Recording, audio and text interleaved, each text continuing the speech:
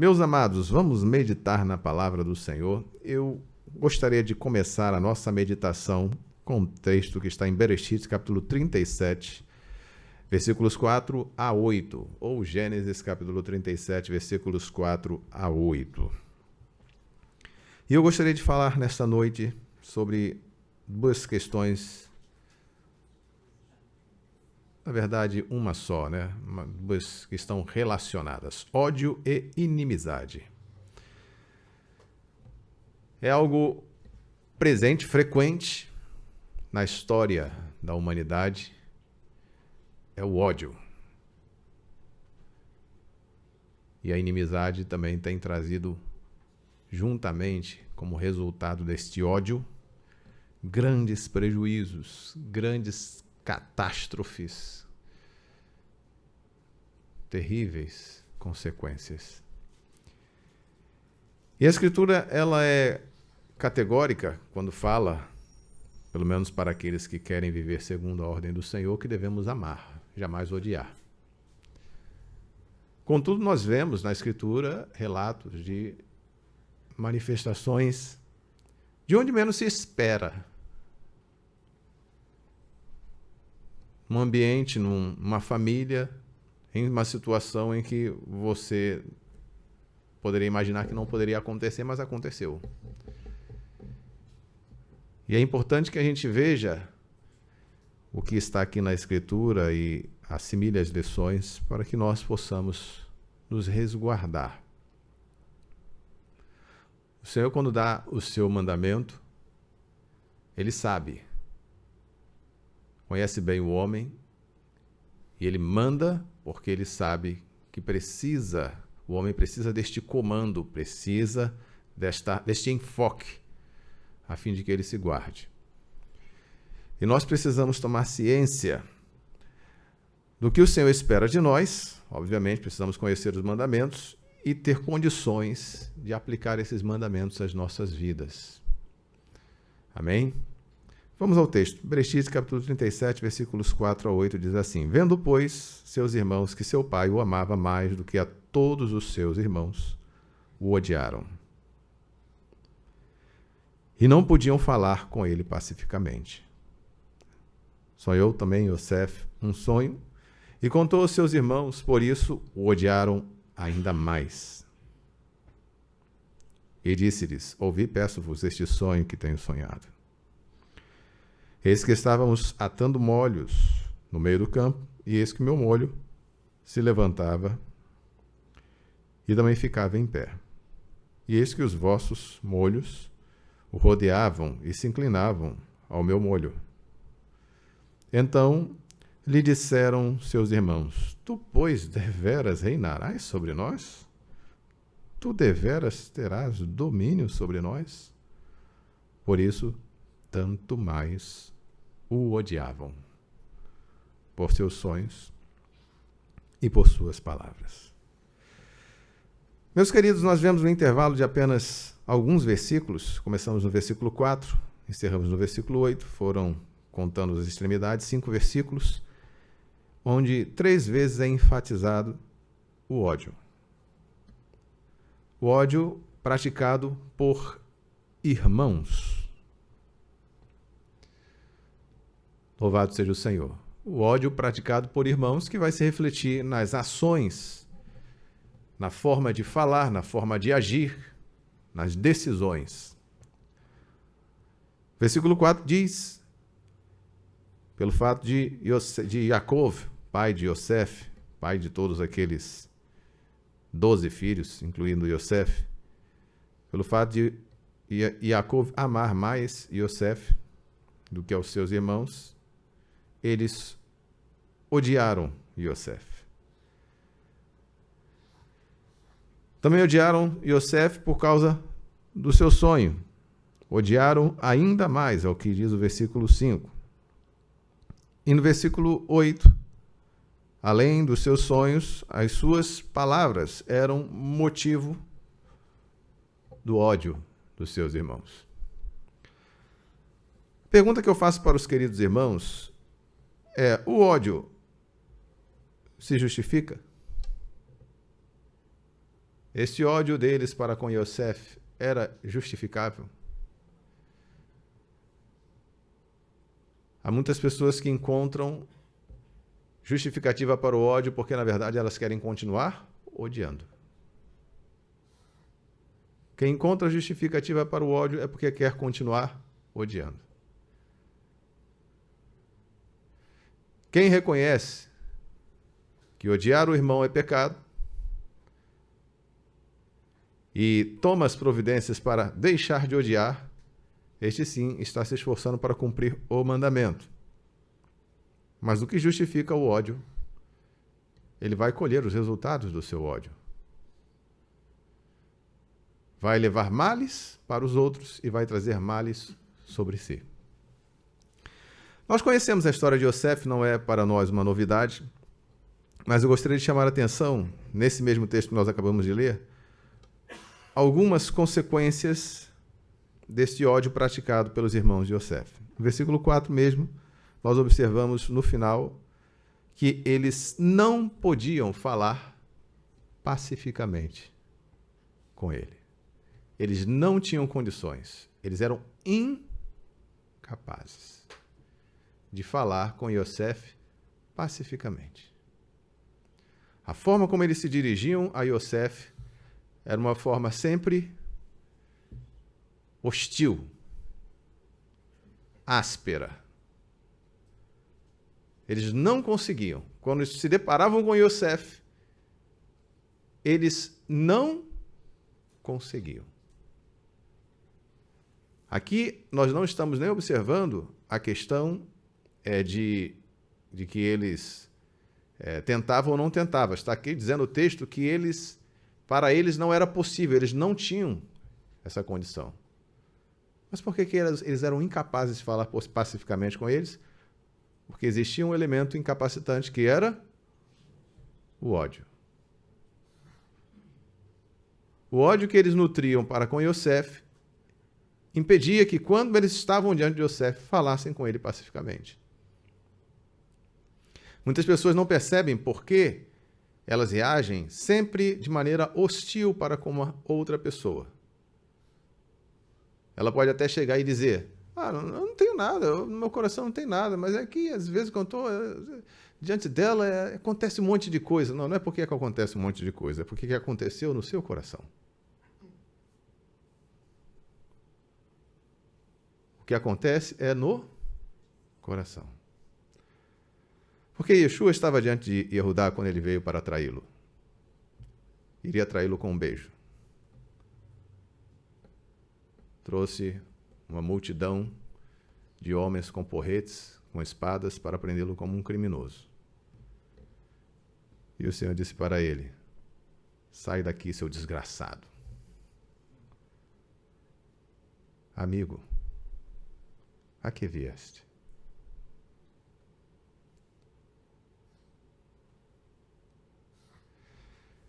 Yehudá aproxima-se do Senhor Yeshua, Rabi, assim que ele o chama, ele beija, dá um beijo em Yeshua. E o Senhor se volta para ele: com um beijo tu traz o Filho do Homem.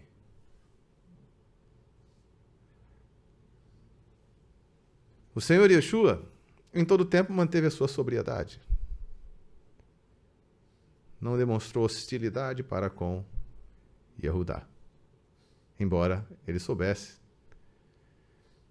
todo aquele tempo que ele seria o traidor.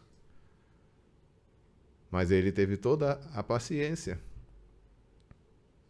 esperando o momento até para falar: o que tu tens que fazer, faze-o depressa. E ele se afastou dos demais discípulos para ir pegar a turba, reunir a turba que viria para prender o Senhor Yeshua.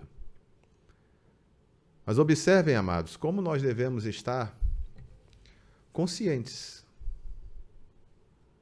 da nossa condição. Eu sou capaz? Eu posso? Isso não vai depender de um esforço para aparentar. Não, eu quero fazer isso. essa questão da capacidade, ela precisa ser resolvida eliminando a fonte da incapacidade. A causa da incapacidade. Se você, por exemplo, quer correr, mas está com uma farpa no pé. Você quer correr. Você pode tentar correr com a farpa no pé. Mas você não vai conseguir, não vai ser capaz de correr o que você poderia correr com aquela farpa no pé. Eu preciso correr, eu vou correr. Em algumas situações de grande tensão, a adrenalina faz com que você esqueça até a dor. Você pode até correr com aquela farpa no pé. Mas aquela farpa é um elemento incapacitante. Ela vai limitar o seu potencial, no mínimo, se é que ela não vai impedir você de correr. Talvez andar mancando você até consiga, mas correr já fique muito doloroso.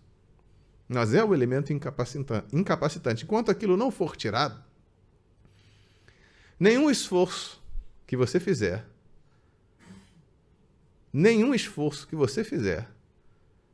trará para você o resultado que você deseja, que é correr com todo o seu potencial. Se você quer correr com todo o seu potencial, só existe uma forma: retirar aquela farpa. E os irmãos de Yosef estavam aqui, vivendo em família, vivendo com seu pai, Yaakov, vivendo com Yosef, mas eles não podiam. Essa questão ela não foi resolvida dentro do coração deles. E como não foi resolvida dentro do coração deles, iria escalar para um outro patamar. Da aspereza, da rispidez no relacionamento, evolui para a provocação. No capítulo 37, versículo 19, quando Yosef é enviado para encontrar os seus irmãos, a gente não vai se deter aqui em muitos detalhes da história. Yaakov enviou Yosef para verificar como seus filhos estavam apacentando o seu rebanho. E no primeiro momento Yosef vai ao local onde eles deveriam estar, não os encontra ali, mas ele consegue informações para ir ao local onde os seus irmãos efetivamente estariam. E quando os irmãos o avistam à distância, eles dizem aqui no versículo 19, disseram uns aos outros: eis lá vem o sonhador mor. Existia já a aspereza do relacionamento, agora existia uma atitude de zombaria, de escárnio. Ei, lá vem o sonhador. Veja que aquele ódio que estava presente, se você talvez perguntasse para aqueles irmãos: vocês odeiam Yosef? Eles: não odiamos, é um menino muito mimado, é um menino muito... Yaakov faz tudo para ele, não sei o quê, mas eu não odeio ele, não. Meu irmão. Só não quero ele muito perto de mim, mas não odeio, não.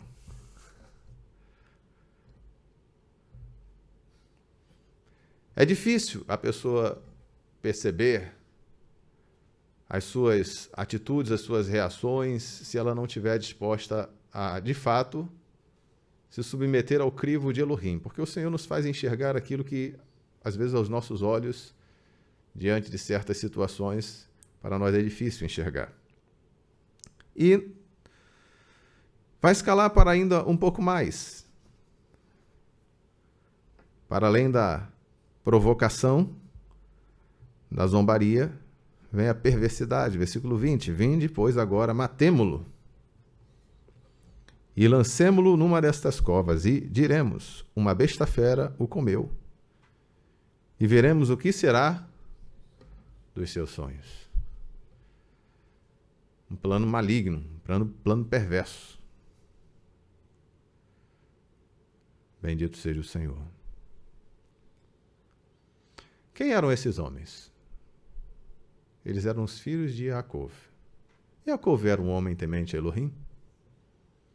Será que Yaakov nunca lhes ensinou que tirar a vida de um ser humano era punível com pena de morte? Você viu a gravidade do que eles estavam falando?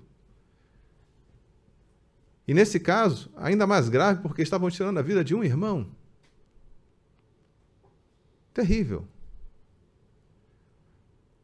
Eles só podiam ser uns moabitas, talvez uns edomitas, talvez uns filisteus, ou qualquer outro.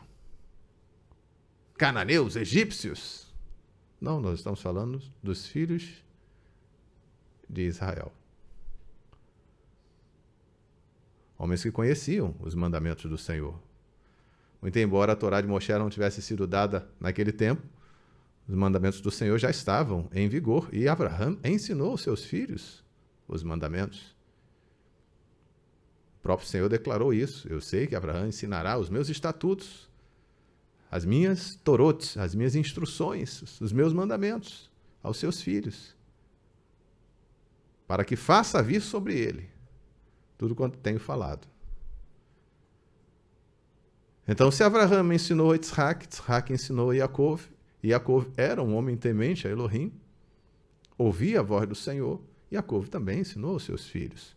Então, não estamos falando de pessoas que não conheciam os mandamentos do Senhor. As pessoas que sim conheciam, mas estavam incapacitados.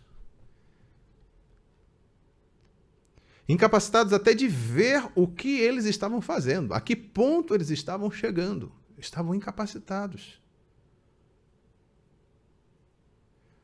Olha, o nível de insensibilidade é mais uma característica que a gente vai observar nesta inimizade que nasceu, brotou entre os irmãos de Yosef para com Yosef. No capítulo 42, versículo 21, já avançando bastante aí no relato da história de Yosef e seus irmãos, quando Yosef já estava lá no Egito, lá em Mitzrayim, ele encontrou-se novamente com seus irmãos e fez algumas provas com eles, né, para saber se eles ainda eram os mesmos. Se eles tinham se arrependido daquele grande mal que eles fizeram a Yosef. E quando Yosef os apertou um pouco, né, colocou eles 3 dias de molho no cárcere, e no versículo 21, eles vão falar entre eles. Disseram uns aos outros, na verdade, somos culpados acerca do nosso irmão, pois vimos a angústia de sua alma quando nos suplicava. Nós, porém, não ouvimos. Por isso vem sobre nós esta angústia. Atentem bem, o que eles estão falando aqui? Exatamente quando Yosef chega, eles tinham engendrado aquele plano de matar Yosef, e a primeira providência que eles fazem quando Yosef chega até eles é pegá-lo, lançá-lo numa cova, tirar dele aquela capa que tinha sido dada pelo seu pai. E nisso eles ficaram conversando o que haveriam de fazer. A intenção inicial era matá-lo. Reuven, ele detém os irmãos e fala, olha, não lancem mão, não tirem a vida dele. E Reuven queria livrar Yosef, ele era o filho mais velho. Queria conduzir o filho de volta a Yaakov, seu pai, mas os outros estavam um tanto determinados nesse propósito de matá-lo. E Yehudá, que talvez também tenha tido um pouco mais de... Não dá nem para dizer que é bom senso, né? Porque se tivesse bom senso, nada disso estaria acontecendo. Mas Yehudá deu a ideia de vendê-los para os ismaelitas. Ele falou assim, se a gente matar ele, o sangue vai ficar sobre nós, então vamos vendê-lo. Pelo menos a gente ganha alguma coisa com isso também. Teve a ideia. Nesse intervalo de tempo que Yosef passou naquela cova, talvez ouvindo a conversa dos seus irmãos, ele clamou. Ele pediu socorro, pediu por misericórdia, mas eles estavam tão insensíveis, tão cegos, pelo seu ódio, que eles não atenderam a angústia de Yosef. E agora que eles estavam em aperto, e Yosef os apertou mesmo, mas não o fez com ódio, bem diferente. O fez para prová-los. Agora que estavam em aperto, eles falam isso. E falam, nós vimos a angústia do nosso irmão. E nós não ouvimos. Nós não demos ouvidos. Agora veio a angústia sobre nós. Yosef, que estava ali ouvindo aquelas palavras, eles não sabiam que Yosef entendia o que eles estavam falando. Porque em todo o tempo Yosef falou usando um intérprete. Yosef sabia perfeitamente o que eles estavam falando, não precisava de intérprete. Mas ele queria manter essa distância. Até que ele se revelasse aos seus irmãos, ele precisava saber o que estava no coração deles. E Yosef percebeu que no coração deles eles carregavam aquela culpa. E eles sentiam agora esta angústia. Mas naquelas palavras, eles manifestaram que carregavam esta culpa. Em verdade, não foi o único angustiado, foi Yosef, e nem os seus irmãos que estavam angustiados nesta hora em que estavam sendo provados, mas Yaakov também pareceu uma grande angústia quando tomou ciência. Inicialmente, ele inferiu que Yosef tinha sido comido por uma fera. Porque veja que os filhos, eles não disseram que Yosef foi morto por uma fera. Eles trouxeram a capa ensanguentada. E deram para Yaakov, disse aqui a capa do seu filho, e Yaakov bastou para chegar à conclusão que ele tinha sido espedaçado por alguma fera, estava morto. Que já não voltava para casa, apareceu a capa ensanguentada. E aqui no capítulo 37, voltando um pouquinho, no versículo 35,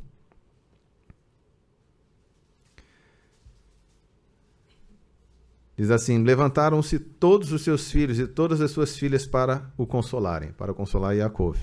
E recusou, porém, ser consolado, e disse, na verdade, com choro, hei de descer ao meu filho até a sepultura. Assim chorou seu pai. Então, a angústia de Yaakov certamente trouxe para os que participaram daquela maldade ainda mais culpa. Eles já carregavam a culpa de ter praticado aquela maldade e agora carregavam a culpa da angústia que causaram a Yaakov. Quando foram apertados, lá no capítulo 42, que nós acabamos de ler, versículo 21, eles estavam sentindo agora e manifestando isso, e Yosef estava ouvindo. Ainda que houvesse intérprete, ele ouviu tudo aquilo, ele se retirou do ambiente para chorar. Obviamente, aquilo deve ter trazido um resgate da dor sofrida naquele momento, né, da angústia que ele sofreu naquele momento, e ele teve que se retirar do local para chorar, e depois ele prossegue com o seu teste. Pede que seja trazido Beniamim, verifica se eles teriam um cuidado com Beniamim, e de fato ele vê que os seus irmãos estavam mudados, que eles não tinham mais aquela disposição de rejeição, mas sim de socorrer, até de se colocar no lugar, como foi o caso de Yehudá, que pediu para ficar no lugar de Beniamim, porque Yosef tinha dito que ia ficar com Beniamim, aí Yehudá falou, não, se eu tirar Beniamim, meu pai vai descer à sepultura com tristeza, com amargura. E ele, até mostrando nesse versículo que eles sentiram isso, sentiram o impacto de tudo isso que causou. Olha o seguinte, amados, quando eles começaram a odiar Yosef, eles imaginaram que ia acabar dessa forma. Eles imaginaram em todas as repercussões, todas as dores, todas as angústias que eles estavam causando a outros e a si mesmos. Será que eles enxergavam tudo isso? Não, mas o Senhor enxerga. E é por isso que o Senhor dá o seu mandamento, como está lá em Vaikra, capítulo 19. Vaikra, capítulo 19, versículo 17 e 18. A gente já conhece, vou ler aqui para os irmãos. Não odiarás a teu irmão no teu coração. Não deixarás de repreender o teu próximo. E nele não sofrerás pecado. Na verdade, aqui seria a tradução mais literal: certamente repreenderás o teu próximo e não levarás o pecado dele. Ou seja, quando a pessoa ela deixa de fazer a devida correção, socorrendo o seu próximo para que ele possa se ajustar ao mandamento, à Torá do Senhor, ele acaba levando sobre si o pecado do próximo. Se ele não tiver o zelo, o cuidado para reconduzir um irmão, ele estará levando o pecado do irmão sobre si. É o que o texto quer nos ensinar aqui. No versículo 18 ele fala: não te vingarás, nem guardarás ira contra os filhos do teu povo, mas amarás o teu próximo como a ti mesmo. Eu sou Yahová. Se a gente for fazer uma observação, você percebe o seguinte: no final do versículo 16, ele encerra uma sentença. Você vai perceber aqui, no versículo 14, ele termina dizendo: eu sou Yahová. É como se estivesse demarcando um período, né? Um conjunto, um parágrafo, digamos assim, para facilitar. No versículo 15 e no versículo 16, nós temos mais uma vez dois versículos conjuntos, encerrados com a expressão eu sou Yahová. Os irmãos estão vendo aí, versículo 16. Quando nós chegamos no versículo 17, ele começa com não odiarás o teu irmão e termina com amarás o teu próximo como a ti mesmo e encerra a sentença com eu sou Yahová. Então, toda essa parte do versículo 17, versículo 18, está em conjunto. Na verdade, todo o ensinamento é conjunto, mas essa sentença ela está ligada. E ela começa com uma ordem de não odiar e termina com uma ordem de amar. Começa com a ordem de não odiar, versículo 17. Você vê que no versículo 16 ele encerra já aquela outra sentença anterior, eu sou Yahová. E no versículo 17 ele começa. E no final do versículo 18 ele diz: amarás o teu próximo como a ti mesmo. O irmão. Então nós vemos aqui uma clara contraposição entre ódio e amor. Ódio e amor. O ódio não deve ter espaço em nossos corações. O único ódio que é válido é ódio ao pecado. Ódio à mentira. Ódio às abominações. Mas nunca ao irmão. Nunca ao próximo. Quanto ao irmão, quanto ao próximo, a ordem é amar. E é também o que, inclusive, Yohanan enfatiza com muita insistência na sua primeira carta. Primeira carta de Yohanan, capítulo 2. Capítulo 2, no capítulo 3, no capítulo 4, ele fala bem sobre esses dois elementos, ódio e amor. Capítulo 2, primeira carta de Yohanan, capítulo 2, versículos 10 e 11, diz assim: aquele que ama seu irmão permanece na luz, e para ele não há tropeço. Mas aquele que odeia a seu irmão está na escuridão, está em trevas. Anda na escuridão e não sabe para onde vai. Porque a escuridão cega os seus olhos. Não foi o que aconteceu com os irmãos de Yosef? Eles estavam cegos. Eles estavam na escuridão, não tinham noção do que estavam fazendo. Não, sabiam, eram adultos, mas não sabiam o que isso ia acarretar de tantos males, Eles não pensaram na angústia que ele ia causar a Yaakov. Não pensaram no que o Senhor, Elohim, estava vendo tudo aquilo. Como é que o Senhor ia reagir àquilo? Aleluia. O ódio cega. Ninguém acha que, não, deixa esse ódiozinho aqui no meu coração, não, é só com aquela pessoa, com o resto está tudo resolvido. Você fica cego só para o mar e não para o céu, para as árvores, Não, eu só não enxergo o mar. Agora eu sou cego só para o mar. Quem é cego para tudo. E o ódio cega.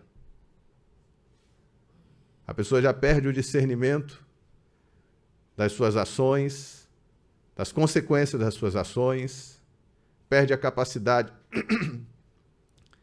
de se sensibilizar com situações que ela, no seu estado de servo do Senhor, amando, ela teria condições de sensibilizar-se.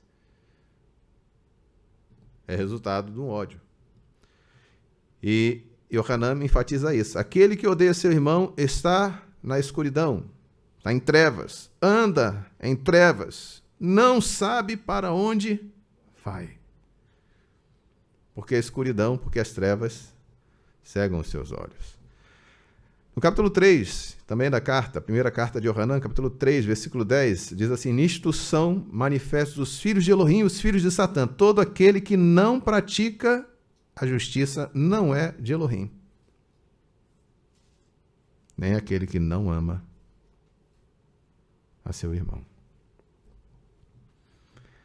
O 14 diz: nós sabemos que passamos da morte para a vida porque amamos os irmãos. Quem não ama, permanece na morte. Todo aquele que odeia a seu irmão é um assassino. E vós sabeis que nenhum assassino tem a vida eterna permanente nele. Que expressão terrível. E é verdade? É verdade quando você olha lá para a realidade dos irmãos de Yosef? Eles estavam realmente dispostos a matar Yosef? A assassinar um inocente? Yosef era culpado de quê? Yosef era culpado de ser amado por Yaakov. De ter ganhado aquela capa, de ter tido aqueles sonhos e de ter falado aquelas palavras. Mas o que ele fez? O que Yosef fez?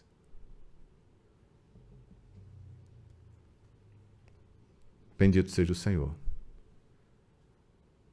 Mas eu não gosto dos sonhos de Yosef. Mas quem foi que deu sonho para Yosef?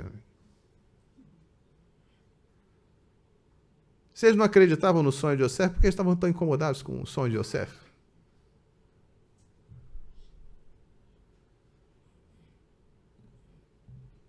Porque, no fundo, o que estava reinando ali era o ódio. Com ou sem razão, eles tinham uma contrariedade, uma inimizade com Yosef. Por quê? Porque havia ódio. Quando não existe ódio, a pessoa pode fazer o mal que for. Mas a sua reação não vai ser uma reação conforme o mal que te foi feito. A sua reação vai ser conforme o que está no seu coração. Se o mal te foi feito a você, mas não trouxe mal ao seu coração, você soube guardar o seu coração, guardar o seu interior, você não vai sair da sua rota para retribuir o mal. Você vai continuar fazendo o bem. Mas se aquele mal te foi feito, ele transformar o seu interior e nascer, brotar uma raiz de amargura e o ódio se manifestar ali, aí a coisa complica. Por que há tantos males acontecendo na Terra? Para gerar ódio. Por que Satã nos provoca a todo tempo? Porque ele quer que nós odiemos. A ele nós odiamos mesmo. Mas ele trabalha para que nós odiemos pessoas. Especialmente odiemos os irmãos. O maligno é perverso. Ele sabe bem o que está fazendo, né? Não está dormindo. Então, Yohanan coloca de uma maneira muito forte, muito enfática aqui, né? O que odeia o seu irmão é um assassino, é um homicida. Que coisa. Nisto conhecemos o amor, que ele deu a sua vida por nós. E nós devemos dar a vida pelos irmãos. Ou seja, nós não devemos tirar a vida dos irmãos. Nós devemos dar a vida pelos irmãos. Não devemos matar o irmão, mas devemos socorrer o irmão. Mas e se ele fez isso, ele fez aquilo outro e tudo mais, e aquilo e tudo mais? E aí começam as muitas questões, né? Ah, ele fez isso. Nenhuma ação que o outro faça deve ser justificativa para o ódio. A Escritura, ela não abre exceção para você odiar. Mas se o teu irmão fizer isso, odeia ele mesmo. Pode odiar, com toda vontade. E se você puder, mata ele. É assim que a Escritura ensina? Não. Manda amar. É claro que amar envolve também corrigir, envolve praticar justiça. Eventualmente, envolve até aplicar uma disciplina. E a pessoa está cortada do relacionamento da família de Elohim. Envolve isso. Mas isso não compete senão aquelas pessoas que têm o dever de fazê-lo. Antes de tudo, Elohim, que é o Pai. Depois, aqueles que ele comissiona para julgar conforme o que ele estabeleceu na palavra. Alguém pensava, eu vi que aconteceu, mas eu falei para o pastor, mas cadê a outra testemunha? Não tem ainda, mas tem que... Se o pastor não viu, pelo menos para mim ele não é mais meu irmão. A Escritura diz assim, né? Assim que a gente tem que julgar. Se o pastor não viu e eu vi, então eu tenho o direito de declará-lo filho das trevas, de Satã, e não devo mais olhar nem para a cara dele, porque não é meu irmão, não. Tem que ser que nem o filho mais velho, né? Tinha um filho mais novo e um filho mais velho. Este teu filho. E teu filho o quê? Esse teu irmão.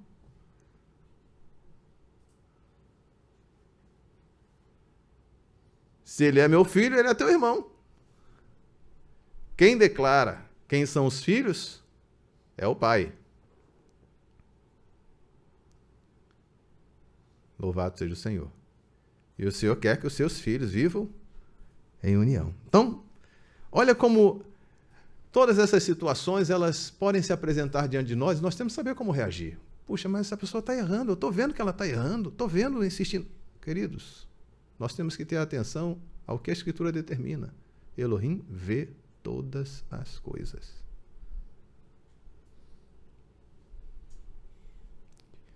A palavra do Senhor fala, inclusive, que os falsos profetas, eles surgem, muitas vezes, para provar se andamos nos mandamentos de Elohim.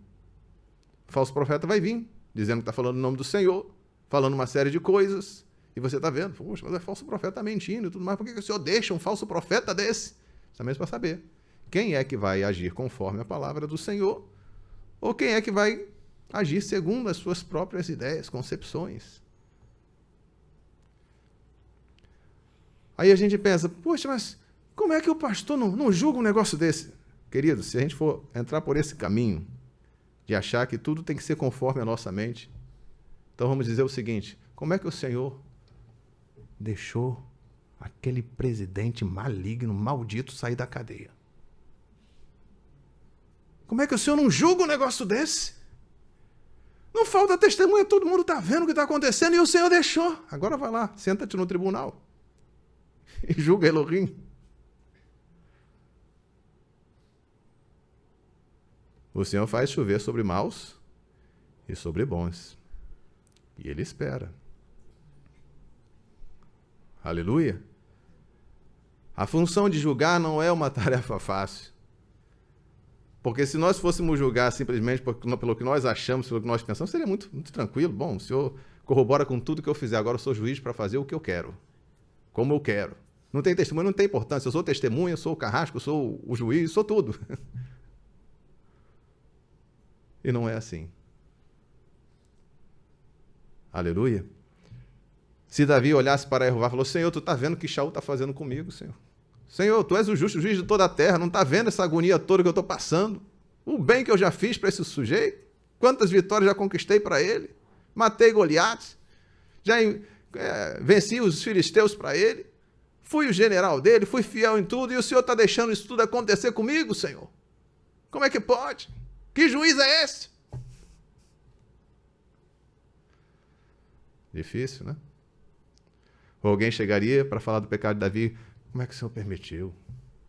Davi, maldade dessa, matou Urias, terrível pecado. Traspassei o teu pecado. O outro ele não traspassou. Mas ele não está olhando também qual é a punição que vem sobre Davi depois. Não é uma tarefa fácil. Por que eu estou falando sobre tudo isso? Porque o maligno ele é ardiloso. Ele sempre vai tentar colocar justificativas para que nós estejamos no erro e nos justificando deste erro. Por que ele quer isso? Porque ele quer que nós soframos o mesmo que os irmãos de Yosef sofreram. Culpa e angústia. Imagine por todos aqueles anos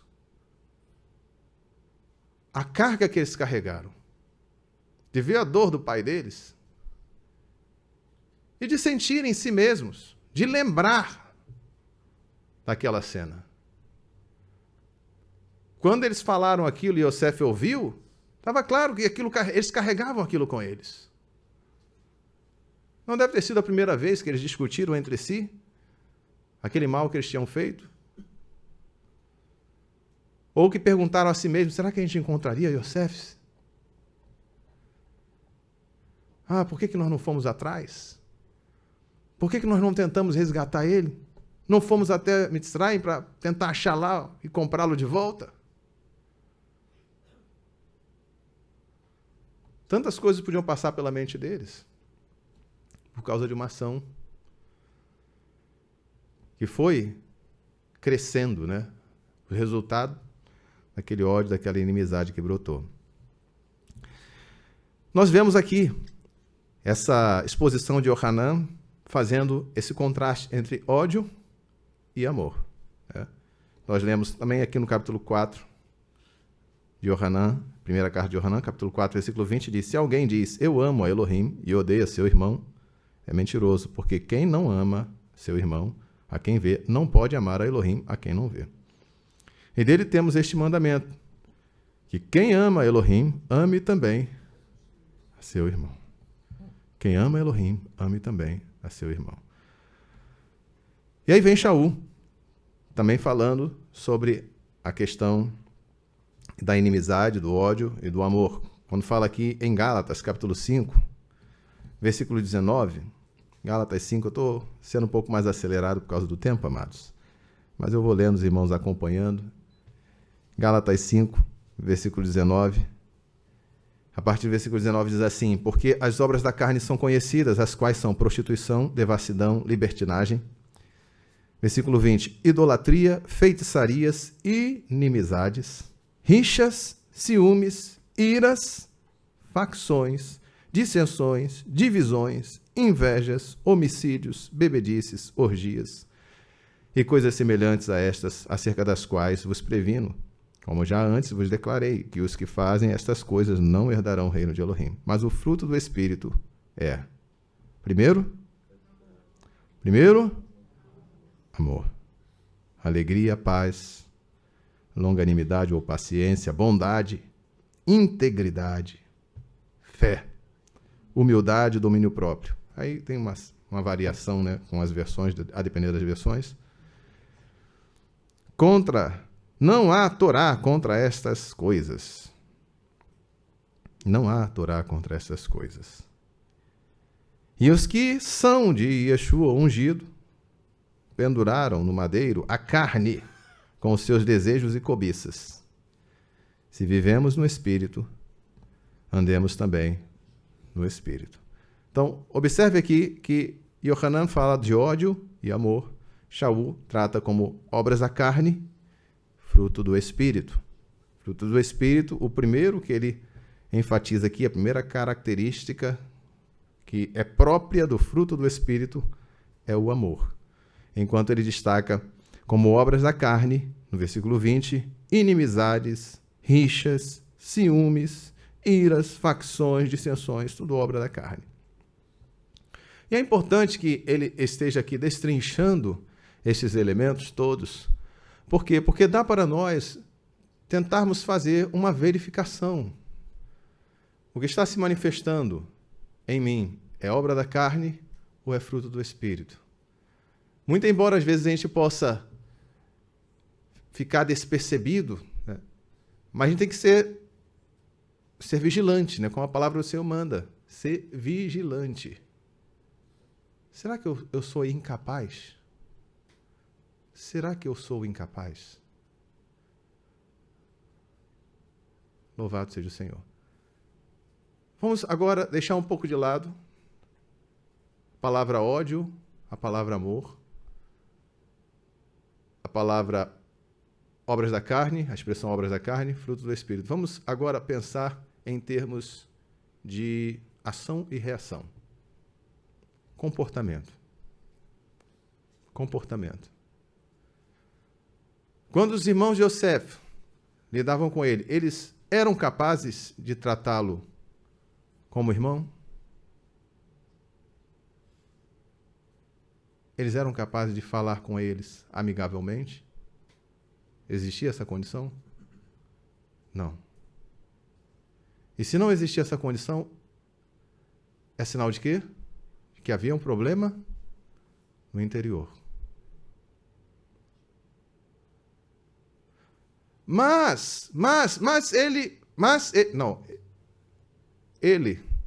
Ele pode ter cometido as suas falhas, os seus problemas, ter cometido os seus erros. Mas a minha incapacidade não é culpa dele. A minha incapacidade é culpa minha.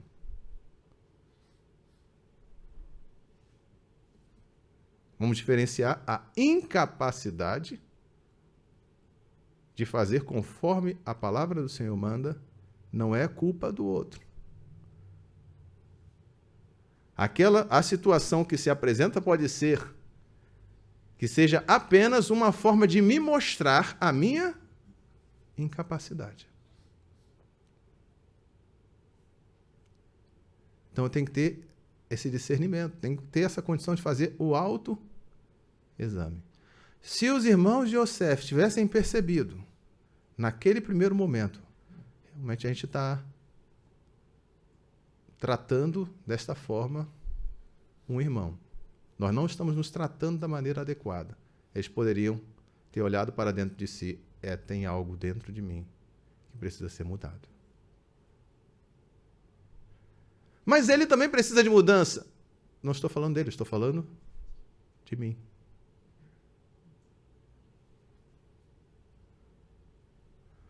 Observe que o Senhor Yeshua, que é o nosso maior exemplo, o Senhor Yeshua era capaz? O Senhor foi capaz de sofrer tudo o que ele sofreu. Mas ele fez tudo o que precisava fazer. Aleluia. Ele se mostrou perfeito. Ele não estava agindo por reação às obras de Satã. Ele estava agindo de acordo com as ordens do Pai. Quem fica agindo por reação vai ficar refém de circunstância. Se a circunstância for boa, ele vai reagir bem. Se for uma situação ruim, ele vai reagir mal. Porque ele vive reagindo. Agora, se a pessoa sabe agir sempre pautado pela palavra do Senhor, na hora que ele for provocado, a ação dele não vai ser aquela que o adversário está intentando tirar dele. Por isso que o maligno provoca. Se tu és o filho de Elohim. Ele não disse para o Senhor, você está com fome?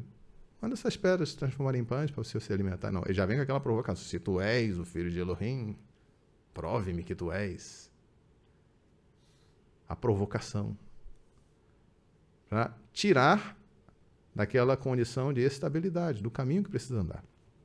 Enfim, amados. Vemos então esta questão do comportamento. Por quê? Porque é a nossa ação, nosso comportamento que vai dar a nós condição de fazer um diagnóstico, de verificar se alguma coisa não está normal. Alguma coisa precisa ser trabalhada no meu interior. Para que eu seja capaz. aquela incapacidade deles em lidar com Yosef da maneira justa, correta, se transformou numa situação gravíssima, cheia de angústias e de culpa. Louvado seja o Senhor. Então, olha o cuidado que o Senhor tem, inclusive, com os seus discípulos, para que eles pudessem estar sempre manifestando entre si o amor. Traz primeiro o exemplo dele mesmo, olha, como eu vos amei. Vocês sabem como é que eu amei vocês. Vocês sabem como é que eu aguentei já. Eles já aprontaram muito e devem ter lá as suas falhas, né? Não eram homens perfeitos. Quantas vezes a gente já deve ter feito o Senhor se entristecer, né? Então, amem-se uns aos outros. E aí vem o conselho de Shaul, né? Suportai-vos uns aos outros em amor. Aleluia. A obra que o Senhor está fazendo, e Ele está fazendo em nós, certamente está. Nós vamos ser testados. Você vai sair daqui dessa pregação e vai fazer uma reflexão, eu preciso melhorar. Às vezes é até com um parente, um familiar, eu preciso ter mais paciência. Ou não, eu preciso não cair na provocação. Eu preciso ter mais inteligência para não permitir que certos envolvimentos, certas situações venham me tomar, eu agir no ímpeto da emoção. Isso tudo a gente vai começar, mas uma coisa é certa, nós vamos ser aprovados. Certamente seremos provados. Louvado seja Elohim. Diferente dos seus irmãos, Yosef, ele, quando estava já concluído aquele aprendizado todo, inclusive depois da morte de Jacó, quando seus irmãos, achando que pelo fato de Jacó ter morrido, Yosef se vingaria deles, e a gente vê o mandamento que nós acabamos de ler aqui em Vaikra, o conjunto do mandamento diz: não odiarás o teu irmão no teu coração. E no versículo 18 ele fala: não te vingarás, nem guardarás ira contra os filhos do teu povo, mas amarás o teu próximo como a ti mesmo. Quando chega a hora de Yosef consolar os seus irmãos, veja que Yosef podia. Yosef era capaz. Os seus irmãos vieram até ele, se dobraram diante dele e pediram: olha, tem compaixão de nós. O Jacó, nosso pai, pediu que nós viéssemos até você para que o Senhor não nos destrua agora, né? E Yosef chora com eles. Eu sei que vocês, naquele momento, intentaram para mal, mas o Senhor fez bem. Fez para bem, para preservar as vidas. E eu vou cuidar de vocês, vou cuidar dos vossos filhos. Então, a resposta de Yosef é de alguém que trabalhou no seu interior. Yosef poderia encontrar justificativa. Os irmãos dele não tinham justificativa. O fato de o Jacó amar mais ele do que os irmãos não era justificativa para eles odiarem Yosef. Yosef não tinha culpa de ser amado.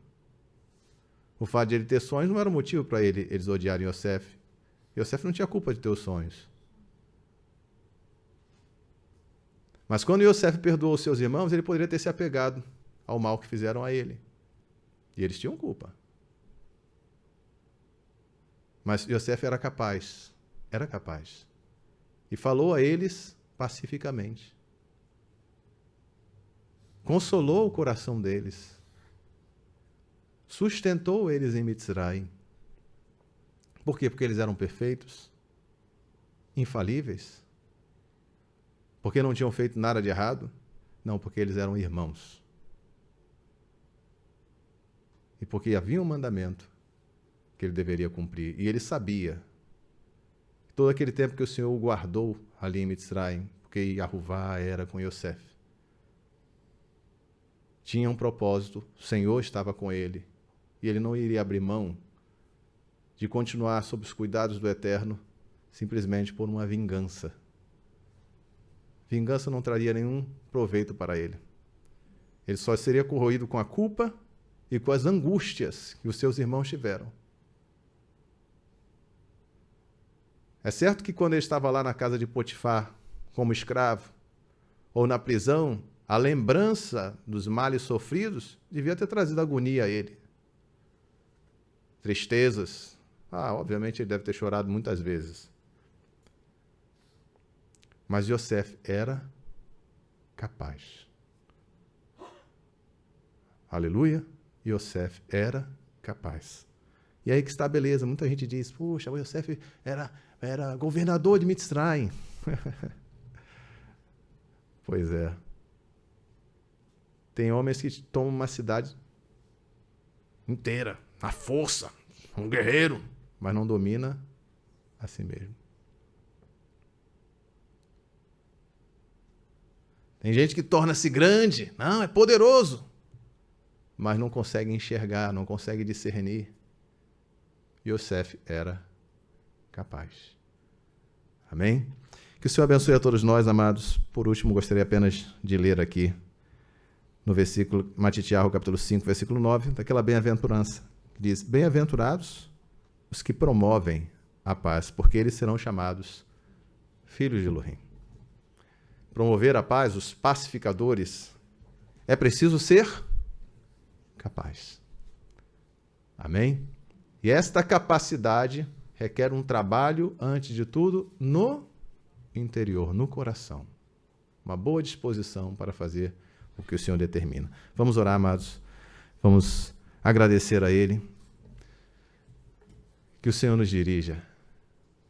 Ele não quer que entre nós, irmãos, brote nenhuma raiz de amargura. Ele não quer que nós tenhamos aspereza entre nós no nosso relacionamento. Também não quer que nós sejamos melindrosos, né? Poxa, foi áspero comigo. Porque às vezes a pessoa está falando algo que precisa ser enfática naquilo que está falando, não é ser áspero. Está buscando até para corrigir, para exortar a pessoa, para colocar no caminho. E não é ser áspero.